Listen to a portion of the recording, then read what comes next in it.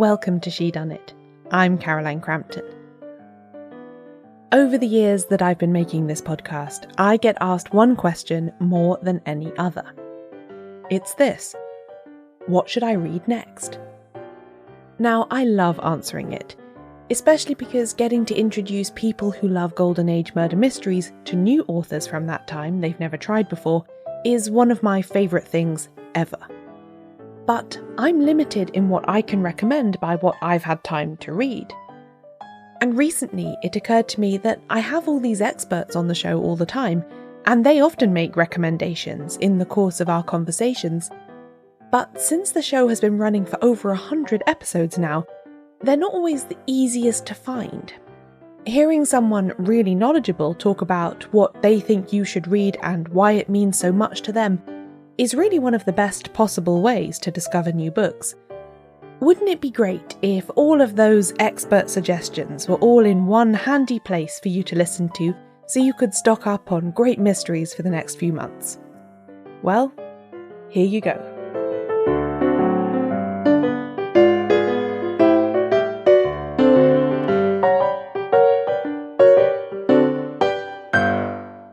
We're going to start with the work of an author who is controversial among some fans of Golden Age detective fiction. Gladys Mitchell is a bit like Marmite, I think. You either love her or you hate her.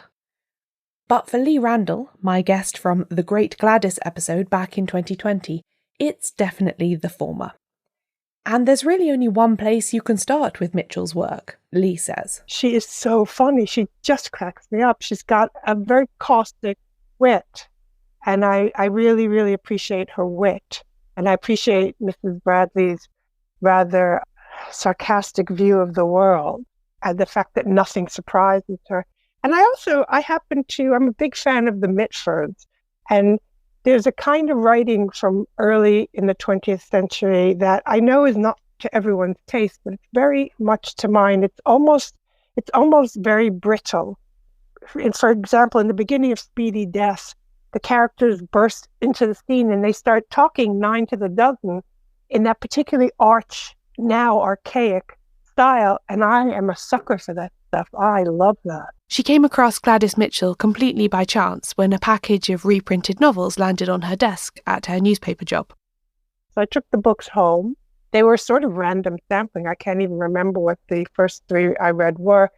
And I fell instantly in love with the language and with Mrs. Bradley, who I think is the most marvelous creation. And with Mitchell herself, I became intrigued. And I'm one of those annoying people who, once I am intrigued by something, I start swatting up on it. So I would combing the internet, trying to find out about Gladys Mitchell and trying to find out more about the series of books. And that led me down the Detection Club wormhole, and all sorts of things started bubbling up. I don't want to take the edge off the shock you get from reading a Mrs. Bradley book for the first time, because you should absolutely try one for yourself. But here's a small taster of what you could expect from Speedy Death, for instance. That book has everything. It's a locked room, cozy crime, country house, mystery with transvestitism and nymphomania and psychological shadows and light, and then a rousing courtroom scene at the end. It's got every single thing you could possibly have in a book. Lee mentioned a locked room murder mystery there, but if you want formal innovation and experimentation in your interwar whodunits, you could do worse than to look to the work of Anthony Berkeley. Here's Martin Edwards, current president of the Detection Club that Berkeley helped to found, recommending 2 of his books, as well as a bonus modern mystery inspired by him, from an episode titled The Psychology of Anthony Berkeley from October 2020. He really was very influential. The classic detective story in many ways is the Poison Chocolates case with the multiple solutions. The idea of the multiple solutions was used a lot by John Dixon Carr, Christian Brand and other writers, but Berkeley did it very brilliantly. And that was a book that was hugely admired at the time, and it inspired many other writers. But he also wrote the book which, as far as I know, I stand to be corrected, was the first murder mystery novel where the identity of the corpse is deliberately withheld from the reader, although it's known to the detectives.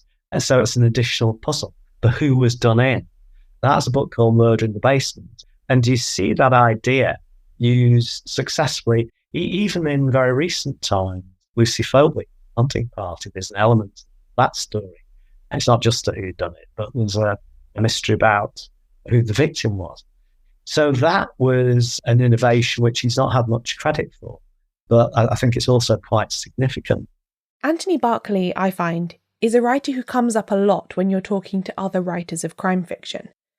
Today he doesn't quite enjoy the continuing fame of someone like Agatha Christie, but he is hugely admired by other practitioners of the craft.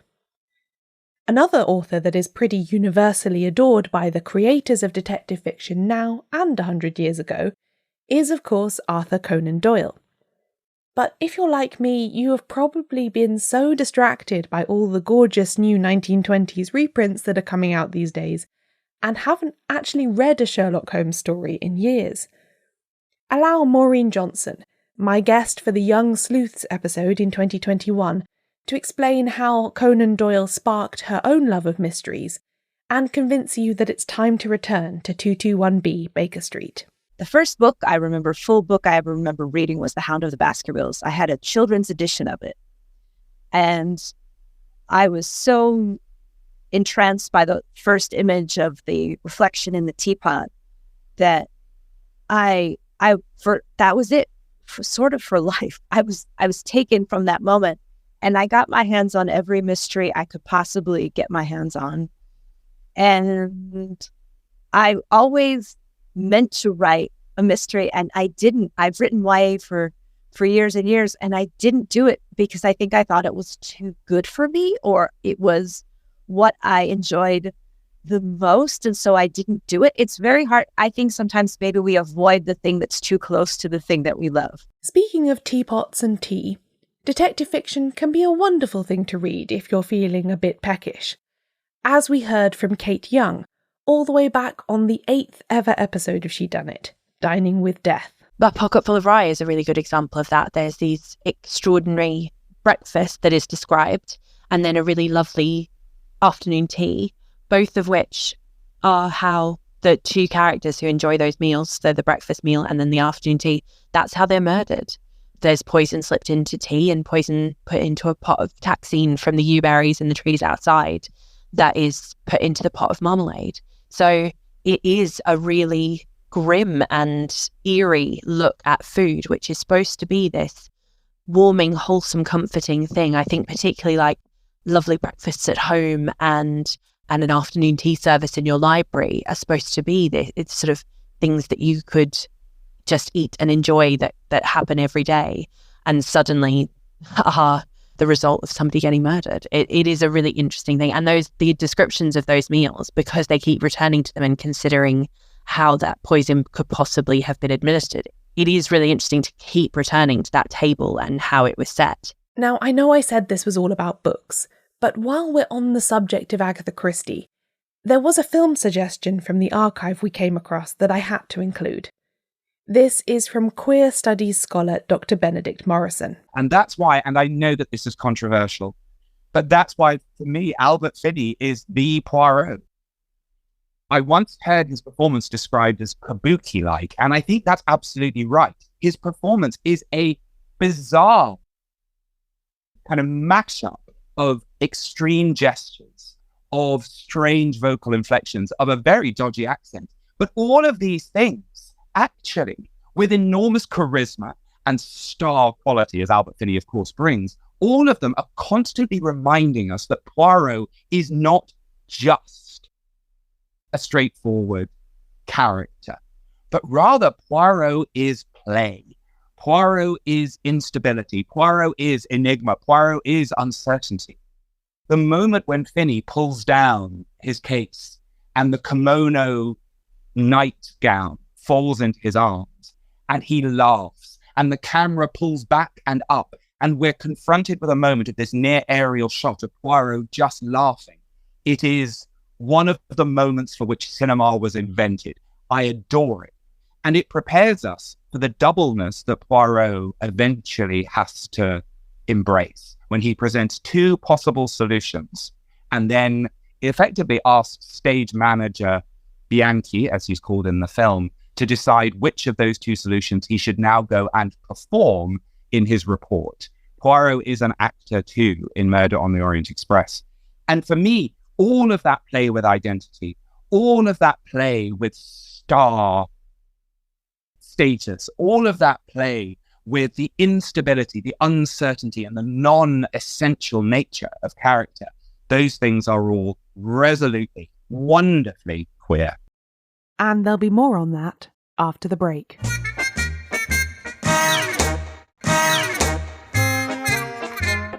If you want to think more deeply and perhaps chronologically about your Agatha Christie reading, there's an obvious place to go, the All About Agatha podcast. And in December 2020, I was lucky enough to welcome hosts Catherine Brobeck and Kemper Donovan onto the show. Catherine, as fans of the show will know, very sadly passed away in late 2021, so it's all the more significant, I think, that we can still hear what she had to say. Among many other things on that episode, titled The Christie Completists, we talked about the books that had consistently performed the best in Catherine and Kemper's very comprehensive and rather complicated ranking system of Christie's work. It's a bit rudimentary. I'm always, for some reason, a little embarrassed when we actually have to talk about our ranking categories because I think they're pretty basic, but we essentially break down each of the novels into some pretty standard sorts of aspects of writing and reading a book. So there are 5 of them. And the first 2 have to do with plot. Plot is obviously key to mysteries and to Christie. And our first is just plot mechanics. So it's kind of the workings of the plot. How elaborate is it? Does she pull it off? Are the loose ends tied up? Is it all kind of working the way that it should? Often Christie's plots are just absolutely brilliant. Sometimes they're a little bit less so. She wrote 66 novels, so there's going to be some variation there. The next category is plot credibility, which is where we tend to be able to do our nitpicking that I think mystery readers love to do, in which we talk about whether or not this mystery plot would actually happen in real life. And we do realize that verisimilitude is not necessarily what a mystery writer, and especially a mystery writer like Christie, is going for. Sometimes half the fun is that this never would have actually happened in real life. And the mechanisms of the plot are... Wait, are you saying, Kemper, that not a bunch of random strangers would travel to an offshore island via a random stranger's request? Is that not typical with normal life? Because I've been doing things wrong, clearly, if that's the case. Well, funnily enough, I believe, I don't have the grid in front of me, but I believe that on plot credibility, And Then There Were None actually did quite well, because this isn't really spoiling anything, but the murderer in that novel is a psychopath. And it's this outlandish psychopathic scheme. And yes, it's quite believable that the murderer would have come up with this plot and actually even been able to enact it and kind of orchestrate matters to get everyone onto that island. So yeah, I mean, we're often kind of, I think, approaching that category with a little bit of a wink, but it is kind of fun to just suss out whether or how the plot would have actually happened within real life. Then we have 2 character categories. The first is series-long characters. So that's often our detective character, especially if it's a Poirot or a Marple, or a Tommy and Tuppence, or a Superintendent Battle, or a Colonel Race. They're actually, more series-long characters in Christie than just Poirot and Marple. And then our second character category just has to do with characters within that specific book. And we're just in those categories talking about the strength of characterization. And again, I think Christie gets a bad rap for her character work. And quite often, I think she is superb in how she creates characters. And not only just creating characters on the page, but using character as a means of creating obfuscation and then ultimately solving a mystery. And I think in her very best mysteries, that's something that I think I've been able to clarify as a result of this project we're doing. That is something that I think is often happening in the very best of her mysteries. Character is integral to the solving of the mystery. It's certainly the case in Five Little Pigs, for example. Evil Under the Sun is another one I often use as an example. I think also we love, also just like randomly, like we love Sad Cypress. And that's one, I think that she's doing something truly original with character work and structure and does not get enough credit, right? Absolutely. So Five Little Pigs, Sad Cypress, Evil Under the Sun. What other novels of hers have come highly in the system so far? Well, our top 10 consists of, and then there were Five Little Pigs, and then there were none, The Murder of Roger Ackroyd, The Hollow, Death on the Nile is right up there. Orient Express, obviously. Murder on the Orient Express. The Murder at the Vicarage as well is actually another favorite, I think, of both of ours. Mm-hmm. And now from the best of Agatha Christie to a writer sometimes called the Agatha Christie of Japan, Seishi Yokomizo. This recommendation comes from Pushkin Press editor Daniel Seaton. There have now been quite a few more Yokomizo titles published by them since we recorded this in March 2021. We just knew straight away that it just seemed like a massive oversight that he'd never been published in the UK before. Pushkin have now published 2 Yokomizo books in English, The Honjin Murders, translated by Louise Heel Kawai, and The Inugami Curse, translated by Yumiko Yamakaze, with plans for more in the future. And the response seems to bear out Daniel's initial hunch that non-Japanese readers would love the Honkaku style. Well, the response to all Seishi Yokomizo's books has been really amazing so far, and especially The Honjin Murders. It got rave reviews, and it's been our best-selling title since we published it at the end of 2019. That's across our whole list, not even just the crime list. I wasn't really surprised at all because I'm a huge mystery fan myself, and I absolutely love it. It's a really fiendish, expertly plotted mystery. It's packed full of all the elements that thrill fans of Golden Age classics. Pushkin have also expanded their reach into Japanese fiction beyond the 1940s and 50s, and published in English work by contemporary crime writers like Soji Shimada and Yukito Ayatsuji. This is the fascinating thing about the Honkaku style, and where it really differs from what happened in Britain and America. Apart from a short period in the 1970s and 80s when Japanese readers seemed more interested in police procedurals and thrillers, the classic Honkaku puzzle mystery has never really fallen out of favour. I'm pretty sure that a few of you will have already read this next book, as it seems to be quite a popular gateway mystery for Shedunnit listeners, shall we say. But I just love this recommendation from 94-year-old playwright Renee from the Lifelong Fan episode so much that I had to include it. Perhaps the most significant literary encounter that Renee had around this time was with the 1935 novel Gaudy Night. Dorothy Sayers has always been my favourite because I think she can write. And she sort of talks about things that caught my attention.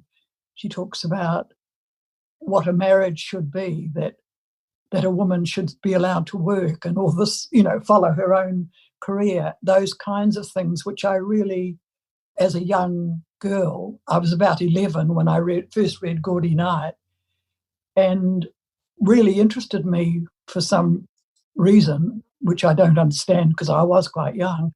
But I guess I was reading Vera Brittain as well and Rebecca West. Now, long-time listeners to this podcast will know how much I love this book too. It's a mystery novel, although not a murder mystery because it's more of a poison pen plot. But it's also a treatise about love and relationships and work, and how women can exist in between them all.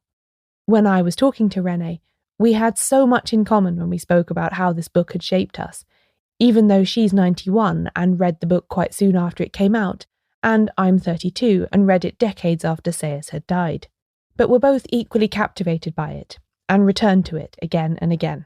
I'm so pleased. That is just so nice to know because I don't know anyone else who really does that. And there's something about you fall into that book, that because it was the first one I read, I fell into it. And I don't think I've ever quite come out.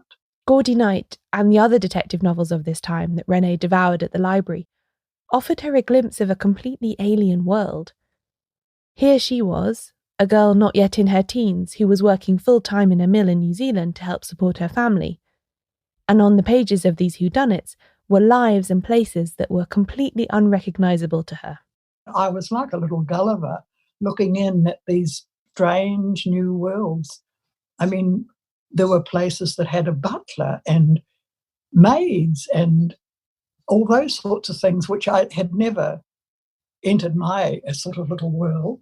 And then Sayers, Gaudy Night was the first novel I read of hers, and she was at Oxford, which was fascinating for me, but I didn't know what a proctor was, for example. I found some of the terms quite difficult, but I was young.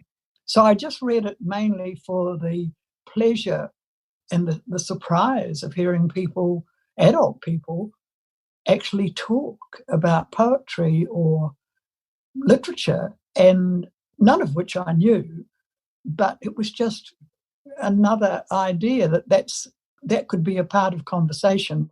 One of the most difficult Golden Age authors to recommend, I think, is Marjorie Allingham. Even though her detective stays consistent throughout her work, the style of her books changes so much over the decades. Here's her biographer Julia Jones from the Evolution of Marjorie Allingham episode on finding your way through this maze. If you didn't know her, you would almost think they were written by different people, but it isn't. It's because one's a different person when you're in your 20s than you are when you're in your 50s. And with Marge, you can see her novels, and that's why she's very clever with Campion. Readers who try to get into Allingham by starting with the first Campion novel often find themselves confused or disappointed, I think, since her sleuth fails to take centre stage. It isn't until Allingham's next detective novel, 1930's Mystery Mile, that we get more of a sense of Campion as a protagonist in the way we might expect from a crime novel of this period. I mean, the next one, Mystery Mile, that's one I would quite often recommend to people if they like something quite period, quite flippant, quite fast-moving. That's a good one. And if you like, that's the first proper Campion, because Campion in The Crown of Black Dudley is just somebody else who happens to be in the house party, and for some reason he just gets picked up and promoted to Mystery Mile. And to finish with, we have a recommendation from the very beginning of 2023, when guest Moira Redmond was so sure about a particular Dorothy Bowers title that she was willing to offer personal refunds to anyone who did not like this book. And then to cap off this productive period of 4 crime novels published in 4 years, in 1941, Dorothy Bowers published Fear for Miss Bettany, which Moira and I, and pretty much everyone else who's read all of Bowers' books, agree is her masterpiece. It has nearly all my favourite crime story tropes in it. It's got the lot. It's got, a school, a hugely female population. It's very funny, but at the same time, there's this link with the town, and there's a male fortune teller who just appears really only in one scene. It's an extraordinarily involving and entrancing scene. It's incredible. Most of the rest of the time, it's very much school setting, but again, sharp and funny.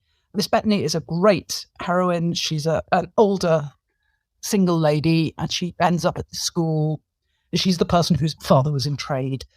And I think it's a great book. Moira feels pretty confident about the quality of Fear for Miss Bettany. If you read that book and you didn't like it, I'll give you your money back. It's such a good book and so unusual. It has features from similar to many other books of the time, but it is on its own, Fear of Miss Bettany. And there we have it, some of the books most fervently recommended by Shedunnit's guests over the years. I hope you found something new to try in there, or perhaps you were reminded of an old favourite that it's time to revisit. Enjoy your reading. I'll be back with a brand new episode very soon.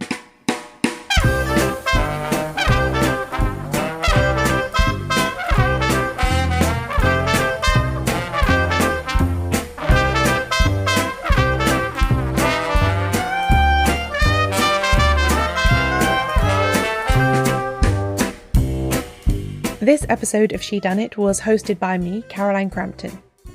You can find a full list of books and podcast episodes mentioned today at shedunnitshow.com/Shedunnit Recommends. I publish transcripts of every episode, including this one. Find them all at shedunnitshow.com/transcripts. If you enjoyed this episode and you'd like to hear more of the show, join the Shedunnit Book Club, where I make extra bonus episodes every month for supporters. For instance, I speak to lots of guests for much longer than you ever hear on the main podcast feed, and book club members do get to listen to those full interviews. Sign up now at shedunnitbookclub.com/join. Shedunnit is edited by Euan MacAleece, production assistance from Leandra Griffith. Member support for the Shedunnit Book Club from Connor McLoughlin. Thanks for listening.